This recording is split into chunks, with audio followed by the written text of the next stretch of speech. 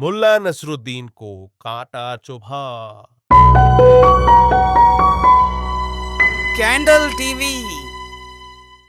एक दिन मुल्ला नसरुद्दीन और उनका शागिर्द एक जंगल से गुजर रहे थे। जंगल से गुजरते हुए मुल्ला नसरुद्दीन के पाँव में कांटा लग जाता है और वो वहीं बैठ जाते हैं और खुदा का शुक्र अदा करने लगते हैं। उनका शागिर्द ये देखकर हैरान हो जाता है। आपको कांटा चुभा फिर भी आप अल्लाह का शुक्र कर रहे हैं? क्या तकलीफ पहुंचने पर भी शुक्र अदा किया जाता है? मुल्ला नसरुद्दीन ने कहा, बेटे, मैंने शुक्र इसलिए अदा किया कि ये कांटा मेरी आंख में नहीं चुभ गया। ये जंगल मेरे जिस्म को नहीं, सिर्फ पाँव को छू पाया।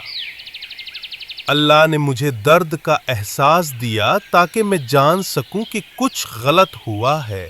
अगर एहसास ना होता तो जख्म बिगड़ जाता।